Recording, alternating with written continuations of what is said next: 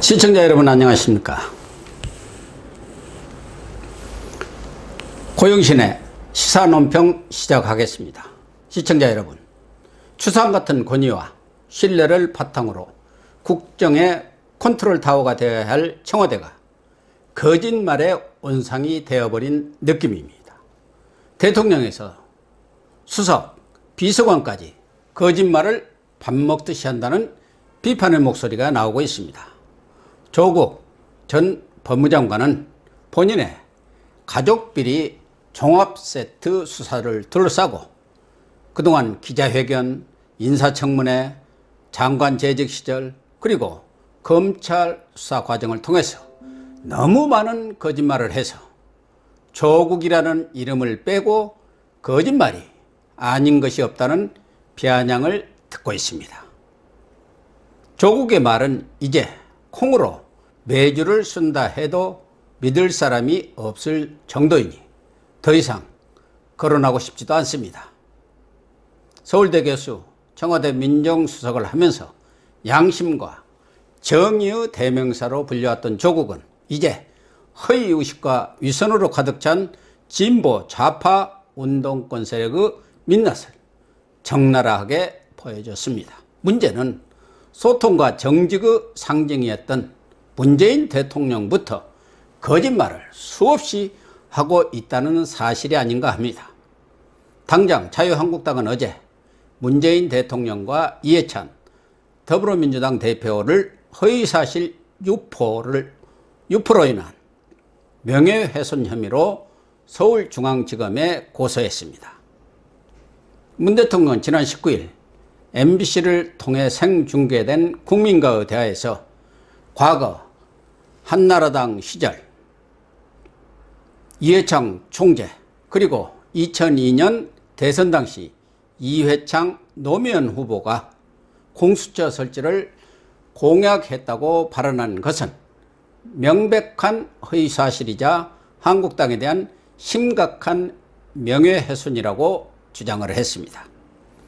이해찬 민주당 대표도 지난달 21일 더불어민주당 최고위원회에서 98년도 한나라당 대표였던 이해창 총재도 공수처 설치를 주장했다면서 허위사실을 말했다는 것입니다.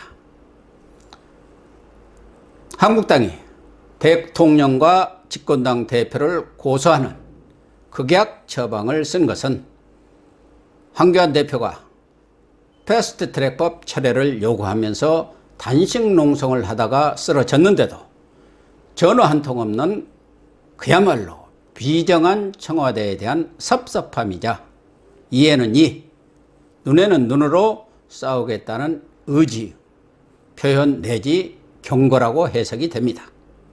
그러나 한국당이 주장한 대로 이해창 전 총재가 이미 자신이 공수처 설치를 주장한 바가 없다고 밝혔고 한나라당 대선 공약집에도 없다면 아무리 공수처 설치가 절실하다고 하더라도 집권세력 수뇌부가 드러내놓고 거짓말까지 하면서 공수처 설치를 밀어붙이려 한다는 비난을 면키 어렵습니다. 문 대통령은 팬클럽 미팅, 집단 잡담쇼로 폄하되는 국민과의 대화에서도 부동산 값이 안정이 되었다, 평화 프로세스를 통해서 북한과 전쟁 위협이 사라졌다는 등 여러 가지 현실과 동떨어진 주장을 펴서 거짓말 쇼라는 비난을 들었습니다. 청와대는 각본 없는 대화라고 홍보를 했지만 실제는 친문 성향의 인사들을 요소요소에 배치를 해가지고 문 대통령에게 호의성 질문을 하도록 하는 짜고 치는 고스톱을 했다는 의혹까지 받고 있습니다. 문 대통령과 청와대의 거짓말은 최근에 언론에 보도된 것만 해도 한일 지소미아 협정 중단 결정과 관련해서 미국의 이해를 받았다고 밝혔는데 미 국무부는 명백한 거짓말이라고 반박을 하면서 강한 유감을 표명했습니다. 그 이후 미국 정부가 어떻게 우리나라의 폐지 방침 철회를 압박을 가하고 또 청와대가 굴욕적인 유예 결정을 내렸는지는 시청자 여러분도 언론 보도를 통해서 잘 아시는 내용입니다. 문 대통령은 지난 6월 남북 대화가 잘 진행되고 있다는 것을 과시하려는 듯 다양한 대화가 여러 경로를 통해서 진행되고 있다, 이렇게 밝혔는데요. 문 대통령의 발언이 나오자마자 북한 내무성 미국 담당 국장이 남한 당국자들이 남북 사이에 다양한 교류와 물밑 대화가 진행되고 있는 것처럼 광고하고 있는데 그런 것은 하나도 없다, 일도 없다, 이렇게 일축해버려서 국제적 망신을 샀습니다. 문 대통령은 최근 폐막된 부산 한 아세안 특별 정상회의에 김정은을 초청하기 위해서 국민, 언론도 몰래 김정은에게 대통령 친서를 보냈고, 또한 북한 어부 2명을 강제 북송하는 일까지 벌이다가 들통이 나서 인권을 외면한 처사라는 국제적 비판을 받고 있습니다. 최근에 언론에 보도되어 논란이 된 거짓말 사례가 이 정도이니 언론과 국민이 모르는 일이 얼마나 청와대에서 벌어지고 있을지 안 봐도 비디오입니다. 청와대 거짓말쇼는 대통령에 그치지 않습니다. 얼마 전 문 대통령 임기 반환점을 맞아서 노영민 비서실장, 정의용 안보실장, 김상조 정책실장 등 청와대 빅3가 청와대 출입기자들과 거짓말 대잔치를 벌인 것은 차치하고라도 최근 유재수 감찰 무마 사건, 김기현 전 울산시장 선거 개입 사건에서 보여준 청와대 참모들의 거짓말은 정말 기가 막힙니다.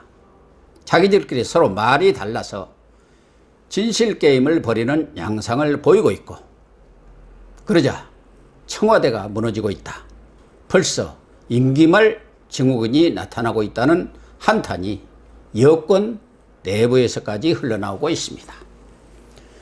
유재수 전 부산경제부시장 감찰 무마 사건은 윗선 개입이 명백히 드러나자 조국 측은 박형절 반부패 비서관, 백원우 전 민정비서관 3사람이 회의를 해서 사안이 경미해서 사표를 받는 선에서 마무리 짓기로 했다, 이렇게 물타기를 시도하고 나섰습니다.